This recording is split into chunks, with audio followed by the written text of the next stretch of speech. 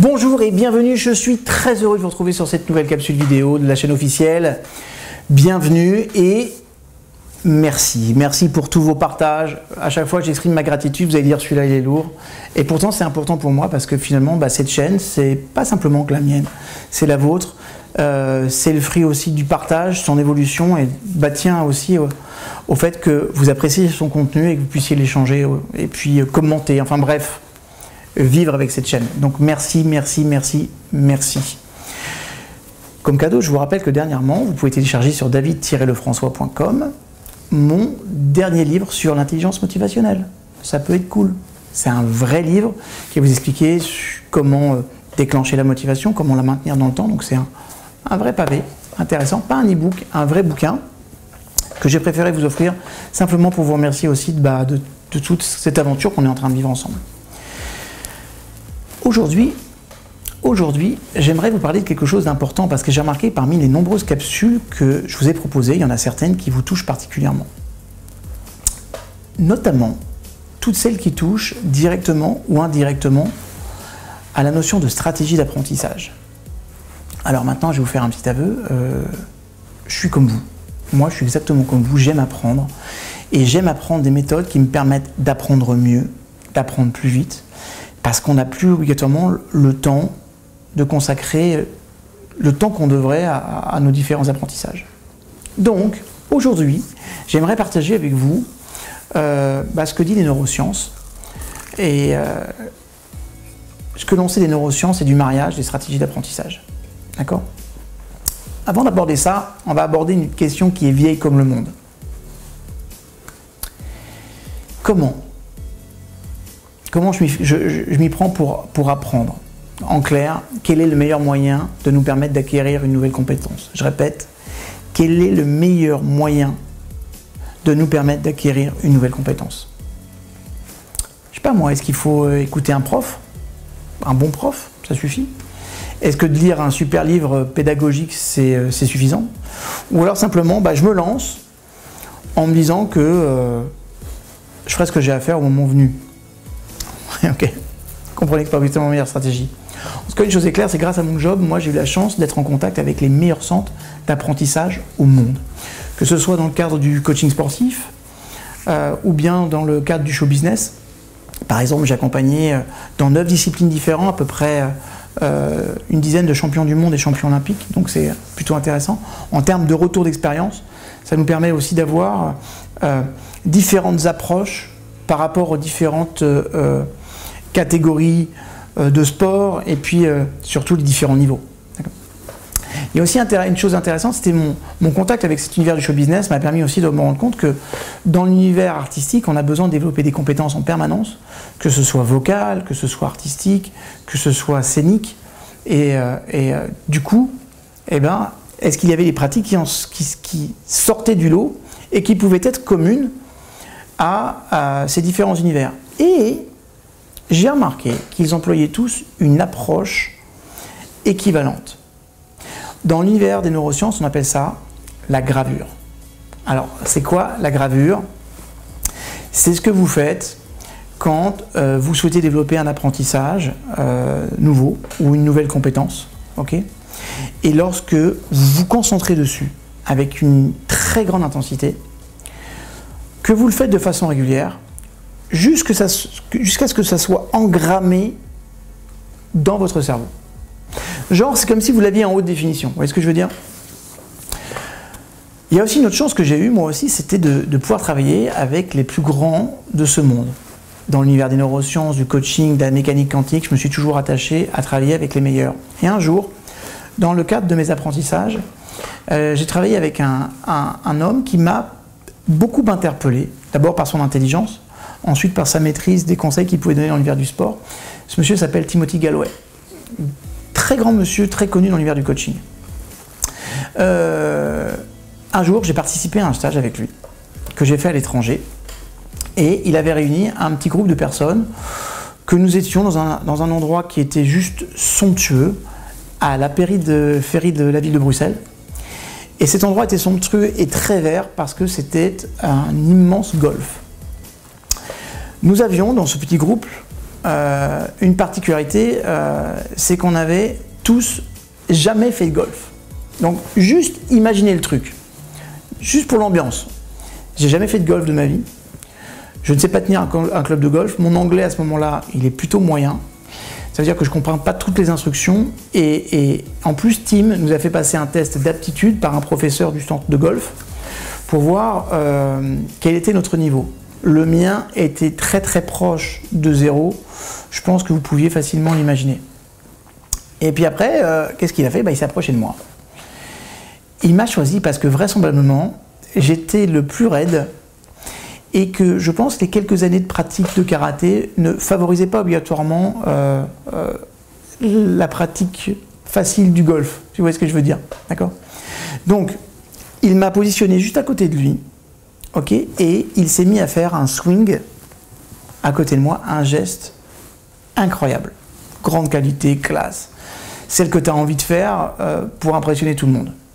Après ce qu'il a fait, il m'a demandé de venir, de me mettre à côté de lui et de me concentrer sur ses pieds, sur la prise de son grip, sur le relâchement de ses épaules, sur le rythme de son cou, sur sa respiration.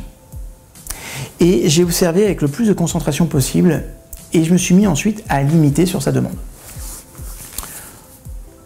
Je pense que ça n'a pas duré très longtemps, mais en tout cas en moins de 20 minutes, j'étais capable de faire un swing. Alors certes, on n'était pas dans l'excellence de l'art, pas professionnel, mais, chose intéressante, je frappais la petite balle blanche à chaque fois. Donc, je me suis rendu compte que cette stratégie d'observation et d'imitation était une stratégie incroyablement puissante.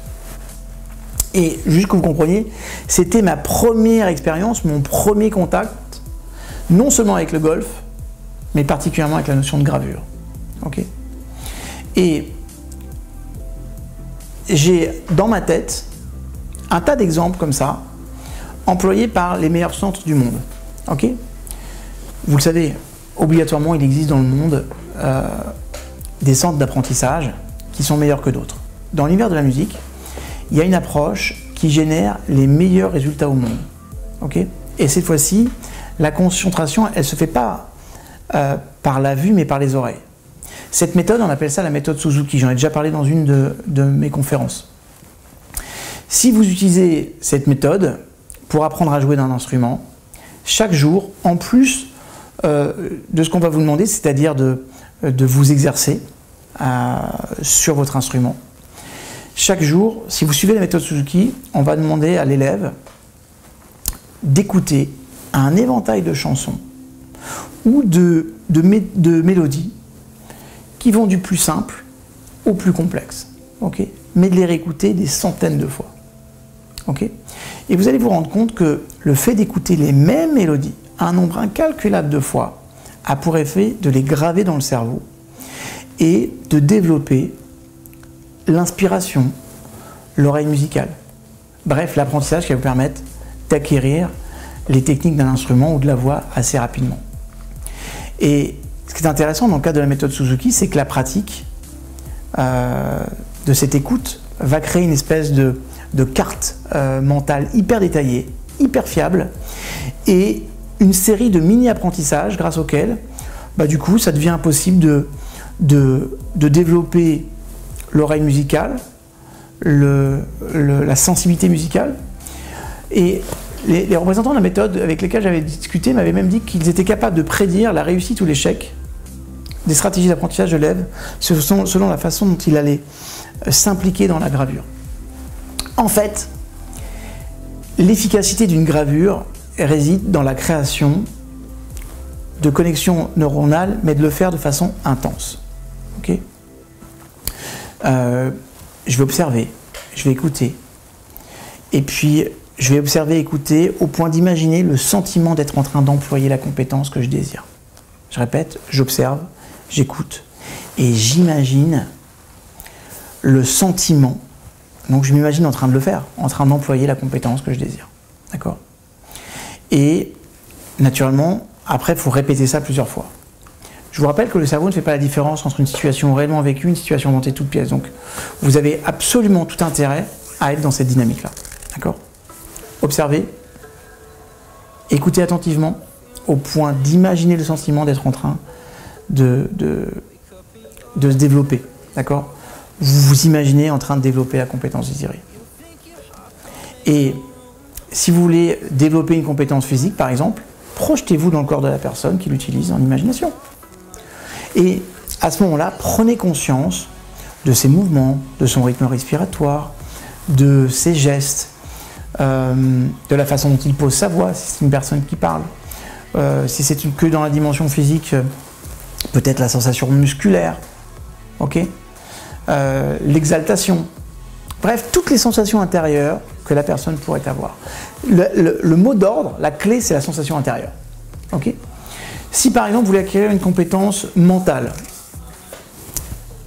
imaginez-la, simulez cette compétence comme si vous y étiez. Et vous allez recréer la façon de penser de la personne que vous voulez modéliser. D'accord? J'imaginais que je suis à sa place en train de penser. Et si vous regardez les joueurs d'échecs, c'est exactement ce qu'ils font pour passer à un niveau supérieur. Ils vont se rappeler des dizaines et des dizaines de parties, okay, avec des simples coups, mais ensuite, comme c'est engrammé dans la mémoire, ils vont pouvoir les associer parce qu'ils ont tout enregistré. Les grands conférenciers que je connais ont tous eu des référents, des modèles qu'ils ont écoutés des centaines de fois, ou des discours à laquelle qu'ils ont écoutés ou auxquels ils ont participé. Okay, et ensuite, ils se sont imaginés pareil des centaines de fois qu'ils donnaient exactement ou le même discours ou la même conférence. On a tous fait ça en tant que conférencier. Okay, les quelques musiciens avec lesquels j'ai bossé ont réussi à faire exactement la même chose en se remémorant des chansons qu'ils adoraient et du coup ça pouvait les inspirer. J'ai même deux de mes amis qui sont écrivains, qui ont développé leur talent d'écriture et qui m'ont dit, tu sais, moi j'ai réécrit des passages entiers tirés de très très grandes œuvres et c'est ça qui m'a permis de développer mon style parce que un coup je voulais le style de celui-là, un style de celle-là, et le fait de les écrire, c'est comme si ça permettait à mon cerveau de développer le même style. Dernier petit conseil, mais c'est pas les moindres, vaut mieux passer 15 minutes par jour à engrammer la compétence que vous voulez développer dans votre cerveau, okay, plutôt que de faire par exemple 1 heure ou 2 heures de temps en temps, même une fois par semaine. Okay. Beaucoup plus, tous les tests neuroscientifiques menés dans ce domaine montre que, comme dirait mon ami Martin, un peu fois souvent égale beaucoup. Et c'est beaucoup plus efficace. Un peu fois souvent égale beaucoup. Voilà, mes petits chouchous, c'est tout pour aujourd'hui. Alors moi, je vous invite à faire l'expérience de la gravure dans votre vie. Et puis, de développer l'attitude que vous voulez. Je sais pas, ça peut être compétence physique, l'art de parler en public, la confiance en soi, le leadership, l'écoute, peu importe. En bref, tout ce qui peut faire une vraie différence dans votre vie et qui va vous permettre de passer à un niveau supérieur. Vous verrez que c'est un outil simple, mais il est incroyablement redoutable et il est surtout employé par les plus grands talents de cette planète, donc c'est pas un hasard. Ok mes chouchous? Bon, maintenant si vous êtes en contact avec des personnes qui ont besoin de développer de nouveaux apprentissages, s'il vous plaît, partagez cette vidéo. Et puis si vous l'avez aimé, likez.